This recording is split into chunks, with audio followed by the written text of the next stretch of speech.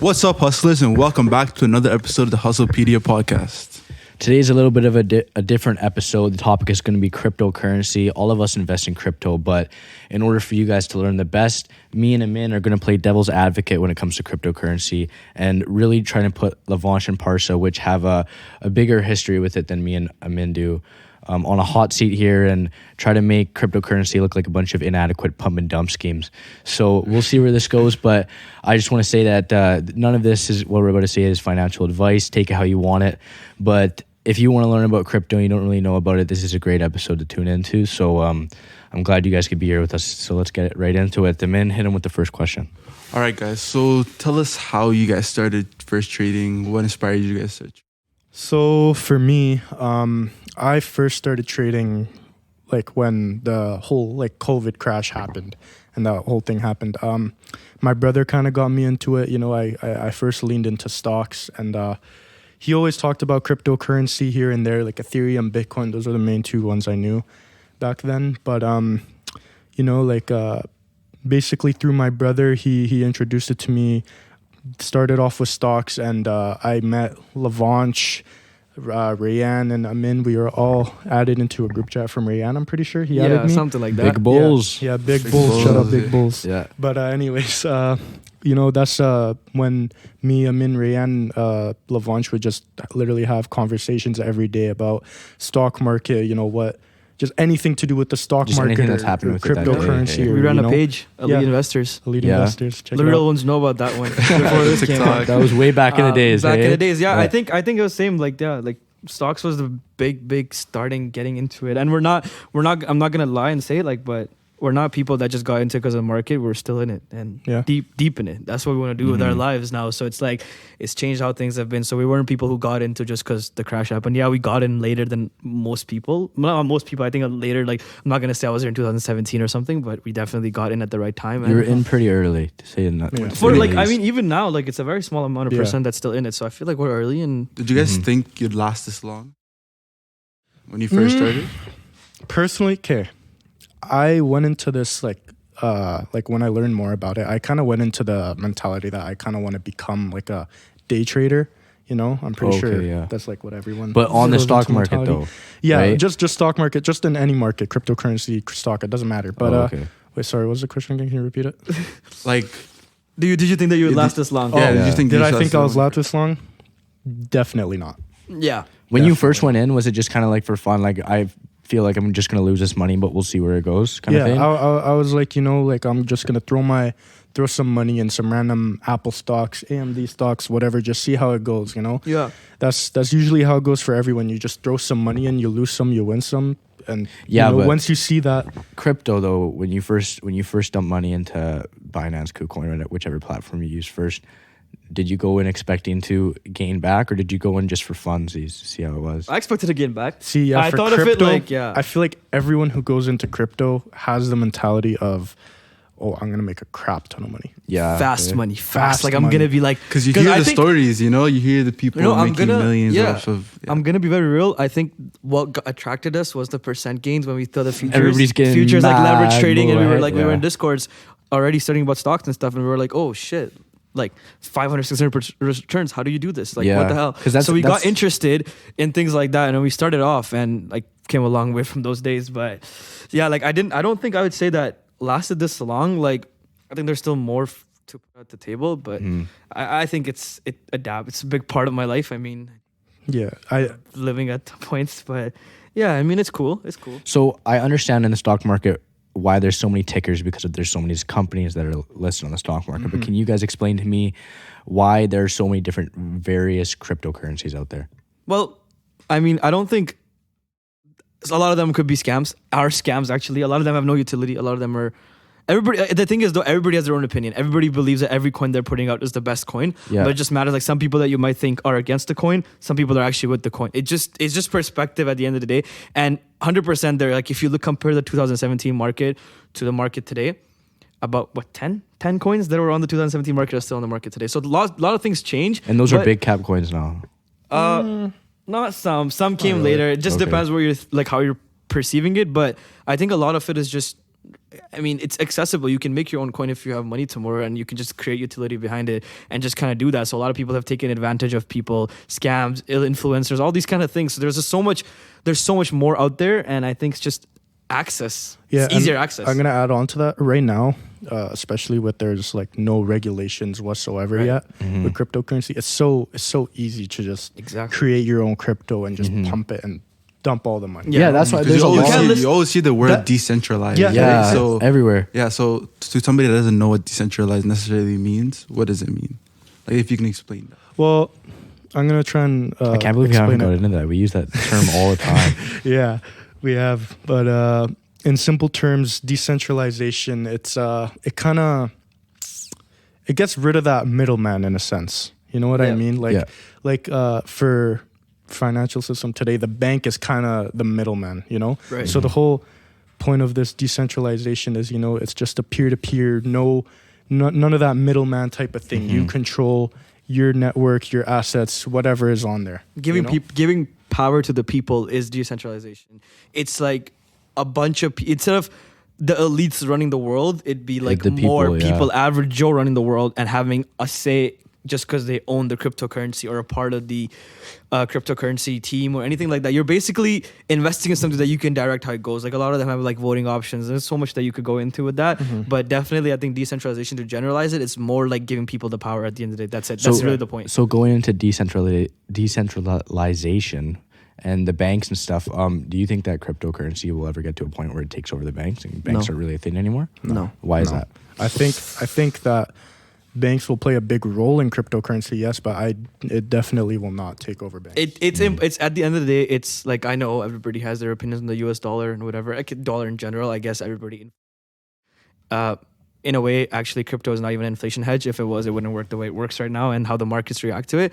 But I definitely believe that it is going to be a big part of the financial system down the road. People who don't understand that, you need to educate yourself on that. It's gonna come now. 10 years, face it or not, you're against crypto. It's cool. I get it. You're skeptical. It's still very speculative and early stages. A lot of these things, like you don't see Bitcoin machines being used. You don't see them being used like a Bitcoin ATM, sure, but can you pay anything with Bitcoin? No, you except can't Tesla or whatever those little things are. They're adapting it. So at the end of the day, it's still a very, very speculative investment. Yeah. So why would I buy it kind of thing if it's like that? Why would I dump my money in, for example, Bitcoin, Ethereum, the big cat coins like UTSD? Why would you buy Apple? Why would you buy Apple at $20? Yeah. But like, let me explain it this way. Like, say I have a debit card, a credit card. Like, I could go and use those. Do you think there's gonna be like a crypto card that you can be able to use? There are. But do you think it's like an everyday use? So there's gonna be a crypto card that you're gonna be able to go and buy at the store. You know, regularly? the crypto.com. Visa card? Yeah, their Visa card. You get 100% cash back on Spotify and Netflix. Yeah, but do you hold crypto on that card? Yeah, you can hold crypto and use it on that card. Any currency. No, or is it a Visa? It's a cashback that you earn crypto. It's still a card, but it's like a cashback. I know what you're saying. You're saying that we'll be able to go in and swipe in a card. Yeah, right. Yeah. I don't know. I'm going to be very honestly, I don't know, but it's definitely a possibility with everything coming to the table. It's definitely a possibility, but it needs mass adoption. It doesn't need adoption. Like a lot of institutions have already adopted to it. If you look at the percent rate, like I think back then, 2017, it was very retail based. Now it's more than anything based, institution based. So that means that big boys are adapting to it. So it's real. It's actually there. They make money off it. So I don't know where the banks will take it though. You know, I'm gonna add on that. I actually saw an article somewhere that MasterCard is actually implementing cryptocurrency into their system so that you can be able to use cryptocurrencies with their cards. Yeah. Really? Yeah. So it's there, and I'm not saying that it's like, oh, like crypto enthusiasts, we all create crypto, so believe in it. I have speculations. I have my own doubts, and I don't think that everything that comes on the market is gonna work. But I think that down the road, it'll be used in daily life. Like if you go look at El Salvador, actually, I mean, it's not really good for them right now because their president's been dumping money into the crypto since the starting. He's moving like a degen a little bit, but they have Bitcoin being used on a very casual basis. Even like street vendors are using it, and they adapted to it. So, but a lot of people don't like it, and I get it why. But yeah, like it's like you're investing your country's money into something that's so speculative at the moment, and you bought it like 50, 60K. It's like, what, 30K today? It's very ups and downs. Bold move, but it definitely can be adapted, but not until the big boys get to it. I want to ask you guys about the history with cryptocurrency, because I know that, like, for example, Bitcoin and stuff was used on the black market, and various cryptocurrencies were used to launder money, and people turn dark money to white money all the time using cryptocurrency. I want to know if that has ever scared you guys when trading, and how so. The dollar is used in money laundering. Yeah. No difference. I'm just wondering, because you can trade on a Binance platform and whatnot. And how does the past of this not scare you? Because I know, when you're looking to invest in a stock on the stock market, you do your due diligence on the company, right? And looking into the cryptocurrency world, there's a lot of bad history with it. And has it ever affected you, or? No, not really. I would say that definitely, like, it's a concern. That's why there's regulations, and a lot of people don't like regulations because they don't. Look, crime is going to be there either way. I 100% understand that crypto makes it much easier. That's why people are speculative about it. Yeah. Money laundering is much easier. I can launder money to you with an address and you will never know who I am, right? And I think it's very anonymous. So it's scary, but good at the same time. So I think that if it's adapted the right way, I'm not worried. But if it's not adapted the right way, I mean, it's not adapted the right way at the moment. So. I feel like people really need to move past that whole like dark web thing. Yeah. Cryptocurrency is used for, buying illegal stuff on the dark web. People just need to get past that, honestly. Yeah, the dark web is like what controlled 80% by the FBI now. It's not really not big. Like maybe in 2016, 2017, sure. But when you nowadays it's like people invest in cryptocurrency to really invest in it. I don't. Maybe of course there's probably still illegal transactions going on the blockchain. But honestly, it's not as big as it's not as big as people make it seem, in my opinion, honestly. But what would you say to somebody that says it's like very volatile? Because Odell usually took his salary currency, in Bitcoin, right? And it dropped, with the current Bitcoin price, he's getting paid under $1 million in his contract, and he's he's not valued at $1 million, So what would you say to somebody? I think that's definitely a downside. I do believe that it just fluctuates. It's very a lot. volatile because it's manipulated 100%. There's no regulation around it, so manipulation happens. Market manipulation happens. A lot of retail's in it to make fast money. It's not massively adopted yet. We might feel like it, that a lot of people know, but actually a lot of people don't even know what crypto is. I'm sure a lot of people have heard about it, but if you go around the world, it's not as big as it should be. And once it gets that bigger to a point where it's massively adopted by the entire world, I think that is when it'll become stabilized. I don't think it's stabilized. I would personally never take my salary in Bitcoin at the moment. I wouldn't. I just wouldn't. Do you think that was a dumb move on his part? I don't think it's a dumb move. I think they're changing the game. She's not the only one. I mean, a lot of athletes, Klay Thompson and Andre Iguodala and the Warriors also did the exact same thing. They're taking money in crypto. Yeah, like that one artist. He literally made an entire album off Tory Lanez. Yeah, that's made $1 million in NFTs. That was NFTs. Yeah, that was NFTs. That's different. We'll get into that. But I want to ask you were going on about there's different ways to invest in crypto, and I know all of us have helium miners on the way, and I want you just to get into a little bit about the different types of investing when it comes to cryptocurrency, because it's not all trading. So for crypto, what I feel like the real beauty of it is the decentralized finance part. Okay. All these crypto projects offer amazing returns that you just get from holding their tokens or buying like a helium miner, like you said. Yeah. But there's ways more than just investing. There's yield farming. Yeah. You can get farming, staking. You can stake your coins back, and with well proven projects, good projects, you can stake your Ethereum, your Cardano. Don't like Cardano, but I mean, you can there's ways more than just trading. You don't have to just or simply actually just buy and hold. Just spot it. Literally buy it and hold it, and I promise you that you'll probably do better than every other trader. Yeah, I'm a trader, and I'm saying this with straight up, if I just held and bought at times, I would have done a lot better than just trying to trade it all the time. Yeah. Don't try to think that cryptocurrency is a way that you're going to hop in and make millions of dollars. A lot of people have. Yeah. I get it. But the early stages, if I adapted Bitcoin in 2015, yes, I would be pissing money today, but I didn't. So you don't expect that everything that you're picking up, the next coin is giving the next Bitcoin. Oh, we're going to go in a bull market. It's always going to go up. It's just so much. Because everybody's thinking that, everybody coming into the market is thinking that, and it can't happen for everybody. And my opinion on that is that if everybody's thinking it, don't ever do it. Yeah, there's too much attention. It's not true. If you did a poll today, everybody was Bitcoin 200K this year. Where are we? 30K. Where are we? And now everybody's saying bearish. We're going to bear market. And I honestly, I'm gonna tell you this right now. Sorry, just so we don't lose them here. Explain what bearish market is. Bear market isn't like as in something that drops more than 20% for more than certain days. There's a definition behind it, but that basically means like Bitcoin is from all-time highs, recent highs 60K. It's down more than 50%, which is technically a bear market, and like that. It's just how you perceive it. Everybody has a different meaning of bear market. So I mean, like everybody's expecting a bear market right now.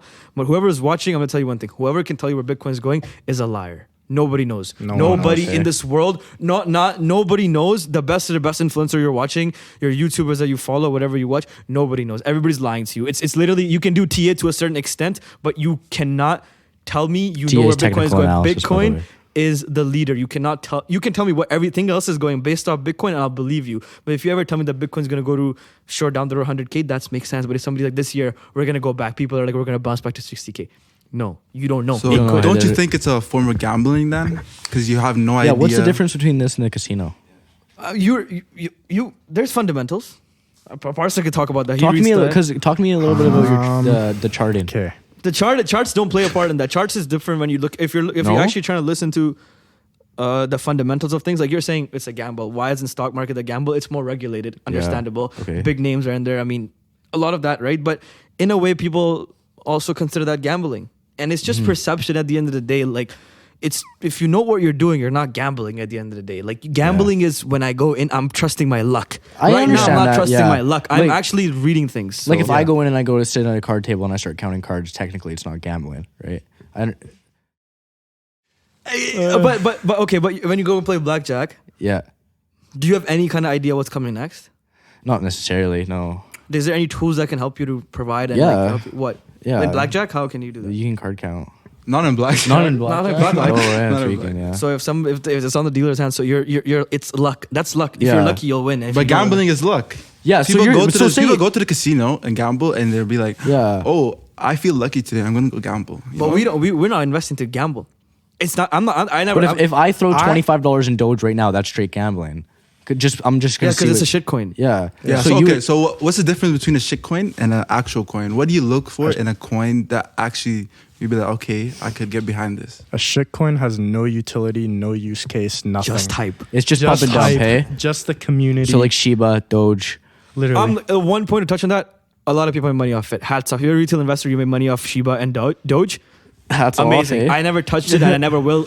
Not something that I can get behind. It's just against the rules. 5-cent Doge. What are your rules?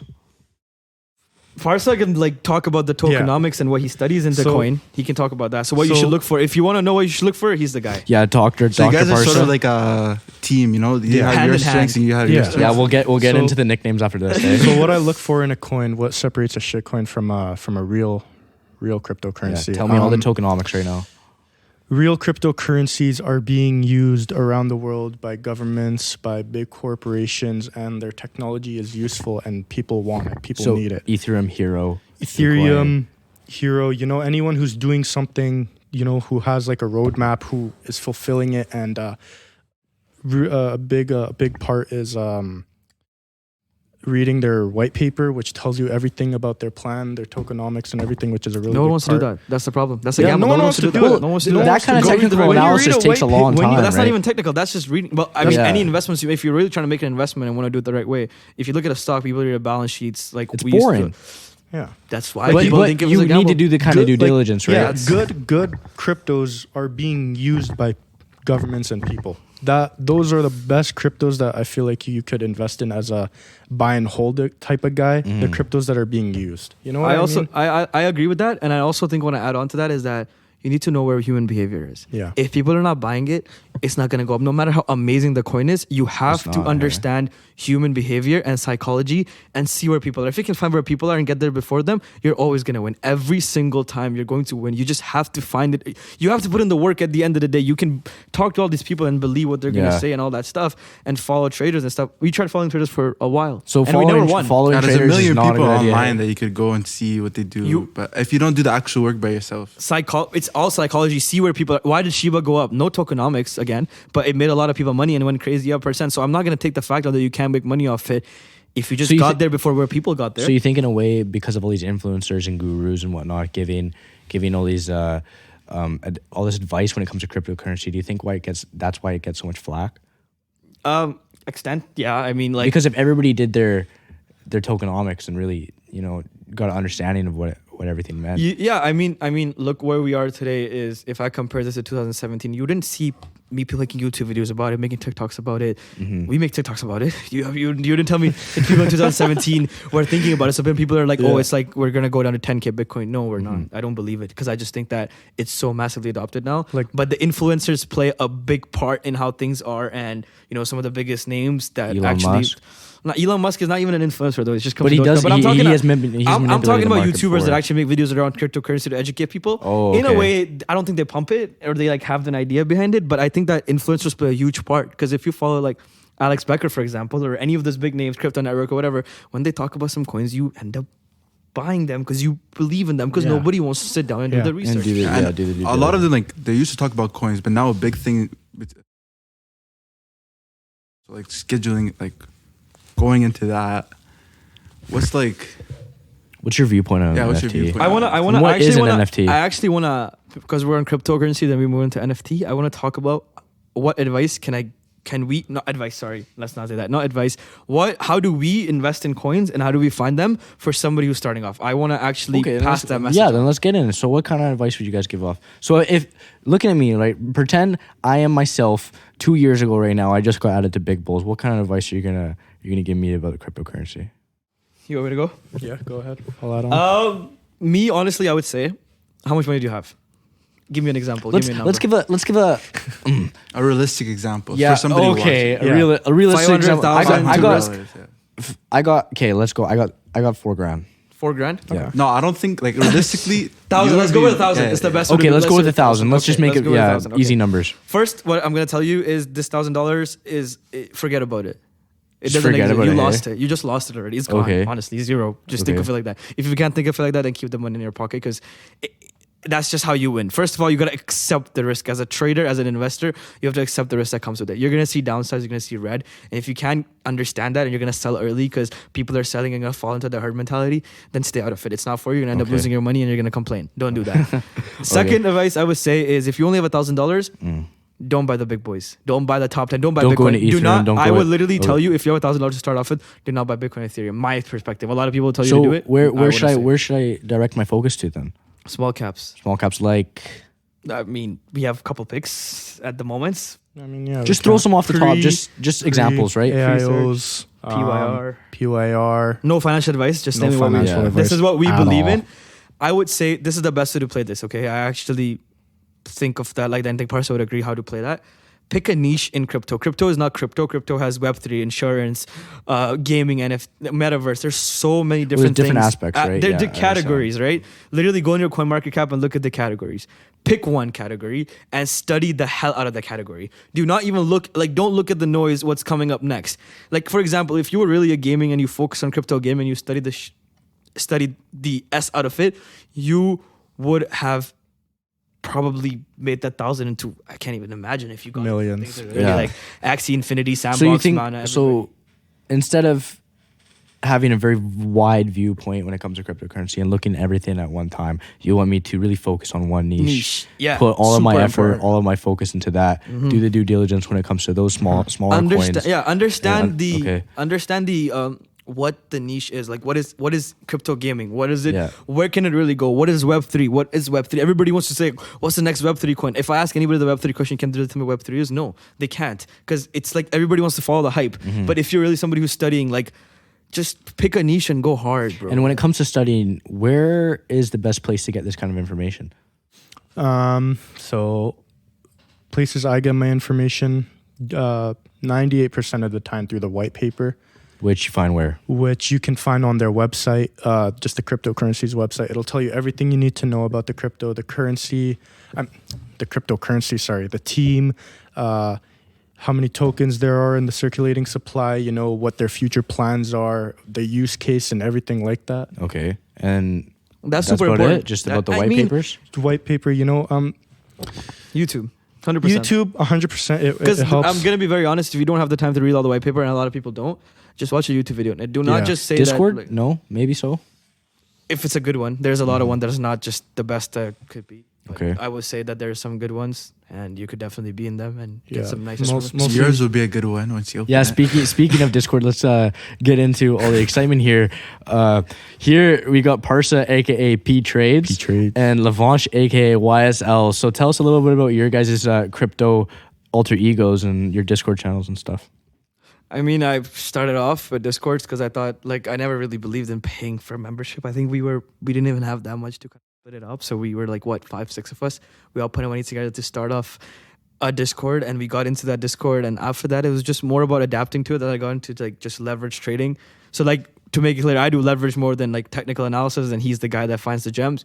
We work together and just kind of hand in hand in a way.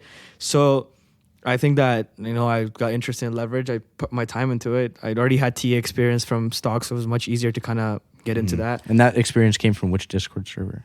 I've worked in few, like I'm still working few. Don't want to mention names. Okay. But I've just worked in a few of them, and I still work in a few of them. But it's cool, I guess. It's exciting, and you know, it's helping people see how people are adapting to it. There's communities. 50, 100,000 big communities that are actually interested, and it's huge. And I think then I got into leverage trading from that, and I was honestly, like, I'm not even gonna cap it, was just to make money. I was excited about the percent, but I don't use that as the only source of the way. But then getting to that, then I started working in some Discord, made my way up, and now I just alert in a few servers and just. I don't think that's the only way, but it's a good way to make fast money. Yeah, I will say this as a beginner. It is very important to find like kind of like your own crypto community in a way, you know, like that's why I personally think Discords can be very, very helpful to beginners if you find the right one, because a lot of them offer different stuff like terms that you can learn. Can I shout out a Discord or no? Depends on which trade. I don't know. I was gonna shout out Wise Guy. No, I mean, I learned a lot on that one. Yeah. We all learn a lot from that. That's where we started. I'm That's gonna real. real. OG. Like me and Everybody's Lavansh sitting ourselves, like we learned a lot from Discord. I'm gonna be honest. Like I think that's exactly where we learned from. yeah, and that's I think it's such a great place to learn. It's actually a place of big business. You know, it has such, you know, what are they called? Servers, Discord servers, because have such big communities, you know, other people to talk to, just around the world. Discuss crypto, you know, just speculate together, do everything. Like that's basically like having that group chat, big bulls like us four have, you know? Yeah, it's like you're bouncing off ideas of people, and people will have opinions, but it's like you take everything with a grain of salt and do your own research. And they tell you that, and there's some really good ones that actually pass on good information and help you kind of excel and, you know, like level up and learn a lot about it. So I definitely think that mostly what we got was from, we're going to start our own Discord soon. Yeah. And we're working on it, and it's behind the scenes right now, but it's coming. We'll put our TikTok in the bio. Yeah, we'll put the links in the bio, so if you guys are intrigued and you're still watching, we'll do the research. You guys can follow guys. It's called HustlePedia, just under branded with HustlePedia. So let's get into a little bit about the NFTs here. All of us are quite new to it, but we do dip our toes a little bit. Let's go over what a non-refundable token is and what your thoughts on it are. I have a really good explanation. Go ahead. It's like Mona Lisa is a painting. Am I right? Mona Lisa is a painting. How many are there in the world? There's one at the Louvre. Did I say that right? I don't know. I'm surprised you even know where it is. I don't know. I had no idea. You didn't know, bro? Come on now. It's basically, think of it like a painting in your house, but it's digitalized. People say, oh, I can screenshot it. I can buy a fake Mona Lisa. It's the same way of saying that. If you say pictures, if this is the same way of saying money is just paper, it has value because it actually has. I mean, I'm not gonna say that it has been adapted, but NFTs in general it's just digitalized because the world is moving so fast.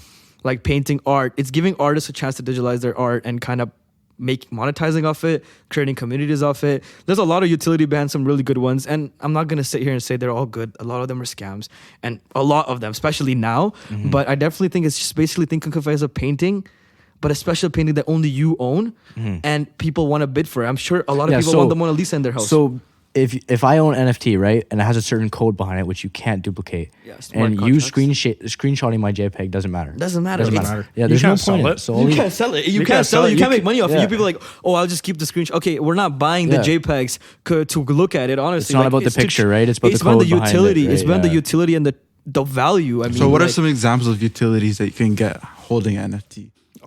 Community, This is people, network. Yeah. Like look at the board API. I mean, a lot of people have opinions on that, but you buy a board API, you're suddenly in a group chat with Future, Lil Baby, like all those big names, just like that. Eminem, Neymar, he just bought one. Who bought another one person bought today? I saw in my story. I don't know, but I think Steph Curry has one. You pretty much you get instant network connections. They're throwing like big yard parties and stuff. And I'm not gonna say that a lot of money laundering doesn't go behind all these things, but none of us know because we're not up there. But you get instant connection. You get a chance to network. You get a chance to be in a community, and a lot of them are doing some crazy things that definitely will take time to come into life. And NFTs do still need to get adapted. So but the way NFTs work, when I put my money into an NFT and it goes to the team that created it, what is the team going to do with that? Where does the return come back? Where am I getting value from this thing? A good NFT, not like a good NFT. I'm talking about. Let's go for example. Let's talk about the one we have. Why not? kids? Yeah, let's talk about the one we have. Oh. So 200 and how many? 1.5 Sol. I paid 1.5 Sol for the thing. What is the team? What is the plans? What are the motives behind it? What are they doing? Well, obviously through that money we give them through their NFTs, they plan on building their own personal brand. You know, kind of like upping themselves with that money just to level up their content and everything. You know, they throw events for all NFT holders. They're throwing an event like in this Q1 March, so you get the chance to have exclusive access to the event in Miami, which is shout out Miami. Shout out Miami. So basically, and they also have like, you know, you get to be in a community with like-minded people. They help. They also have a podcast as well, so they have a lot of value behind it. So at the end of the day, it's a matter of fact that if you study what the NFT does, and I'm not gonna say everybody fulfills their promises, so you have to be cautious, very cautious, and be realistic about some things. But yeah, like I think it's more of like, it's like you're gonna have exclusive access with NFT everywhere you go. Like business cards are gonna be NFTs.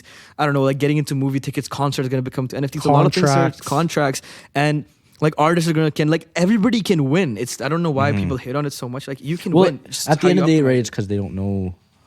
They don't know, unknown, right? Yeah. It is very unknown. I think 1-2%, but it's been growing at a very rapid pace at the moment, and I think it's gonna get adapted slowly till the big industries start to adapt it. Then it's definitely gonna have.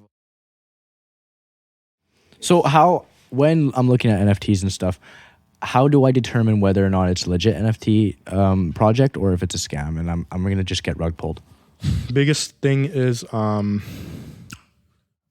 it's harder. It's actually hard. It's having a public and docs team, in my opinion.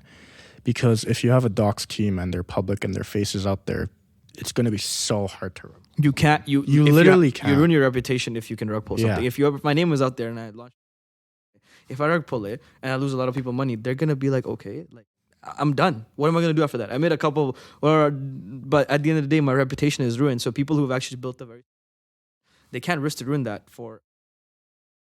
They have that following and they have that respect. Like for example, the Nug Boys just released a full set METACARD. What are you guys' thoughts on that? What's with the Psy Parsa? No, I want to hear it. If you think about it, their community is based off of like their people supporting them. So them releasing NFT and not following through on their promises, don't you think that would disappoint all of their followers? Okay, so I'm not gonna speak on their project, what they're gonna do with their NFT holders, what events they're gonna throw or anything. You know. They can, if they do it, fantastic. But the way they put it together, it's not very. They were actually against NFTs till they had Gary Vee on the podcast, and then suddenly 2 days after they make the Discord. They rushed the whole process. They rushed it. They rushed it very fast, and in a couple of days insane growth, crazy how. The Discord came together, like what, 500,000 almost. Broke members. Discord, yeah. Literally. Like I don't think that's the fastest I've seen something grow. Almost at hate beast level, if like. But it was very unorganized and very quick, and it made it seem like that. And then their Discord ended up getting hacked because they didn't have the right security measures to take for it because they didn't plan it well. It's not that easy. They have the money, of course, and they have a following. That's why they got so much. But I definitely think that they're not gonna rug pull it. I think that they said that you have to hold the NFT to have value. So from my perspective, it's more like you hold it, you get value down the road.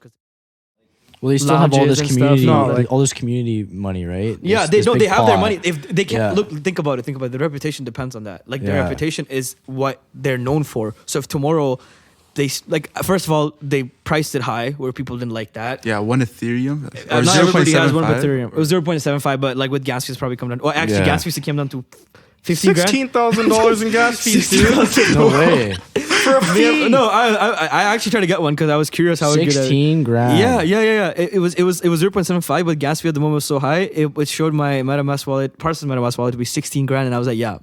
No, Lost my mind if I'm gonna buy one of those. I just think they rushed the process. If they did it a little bit better in a more organized way, it would have been a little bit better. But of course, I don't think they're stupid. I think they probably have something going on. I'm gonna say that they planned it terribly. It was a terrible project on their part. Yeah, their idea is very They make good. a Discord. They say they're releasing an NFT in 2 days after they make a no Discord. sneak peeks, no roadmap, sneak peeks, no roadmaps, no utility, no nothing. On every single channel you click on their Discord, it says coming soon. The same picture, coming soon, coming soon, coming soon. For the roadmap, anything. Only thing that's real in their Discord is their chat, to be honest. And one shady thing that I find like mind-blowing is that the Nelk team themselves, I don't know if this is 100% true, but I heard it somewhere. They're actually buying back up the Nelk card NFTs and relisting it as a higher price than the floor price, just so it can be listed at a higher price. It's possible. possible. They could do that. But what they also didn't do right at the end of the day was that they rushed the process, which is okay, right? Like, I mean, they felt like they had to move with the hype, Capitalize on the situation. Well, there was a lot of pressure on them at the same time, right? But first thing they didn't do right was that they allowed one address to have like up to 10 NFTs, which is super Sam unreal. Pepper. You cannot have an NFT that exclusive. You should always limit to Yeah. one wallet. And they ran a poll after they released the NFT if they could do it one or not after the whitelist thing. And they didn't tell people who were whitelisted in a proper way. I tried to be whitelisted, and I don't know if I ever got the chance to. I literally boosted their Discord server because I thought I'd get whitelisted. And you gotta cancel it that, wasn't. by the way. Yeah, I did. It wasn't like properly organized. It was just a lot of strong people that follow them, and I think that's crazy that the brand they have built is mad, and I respect that like crazy. no, yeah, they have definitely such a respect loyal that. They fan have a Loyal very fan loyal base. Of course, it's amazing, but you have to kind of think. And then for the family and friends, like he's talking about. That Sam Pepper guy, like, dude, literally gave him like 10 NFTs. Yeah, and if you're doing he friends and dumped family- 9 of them on him right as they dropped. And they weren't happy with that. But what can you do if you're doing a friends and family round? You have to play it strategically, and you hopefully have to, they were expecting everyone to give it to people. Like, that, what do you think? expect? What do you think someone's gonna do with 10 NFTs? Like, But They're that- gonna resell them, Yeah, like it being that expensive, that also limits like certain amount of people from buying it. Yeah, because everybody has one Ethereum. That's what $4,000 Canadian at that time. how much they make off it? 26 million, 30 mil, I think. 26 around 30 that million? area, ballpark, whatever. Like, It doesn't really A matter. lot of money. That's Yeah, a what- lot. So I just think that they could have definitely done a little bit better job with how they played it out. They have a good mindset with it, and I'm sure they won't rug pull that much money out of people. But their NFTs, like mine, I just wanted to flip one, but it didn't really get to the price. So I'm actually kind of glad I didn't get one. I'm happy, but my perspective just looked, there was a lot of hype, but I think people were shot down when you filled the form. It's like you have one Ethereum and nobody just has one Ethereum lying like that. Like, it's hard for people that actually follow them, a lot of people. So I think they could have played it around, and their Discord ended up getting hacked and all that stuff. So it's just very unprofessionally done, I guess. Yeah, it's not something you want to rush. Yeah, you don't want to rush that. Like, down the road, sure, but I think it's gonna get adapted fast. I think NFT,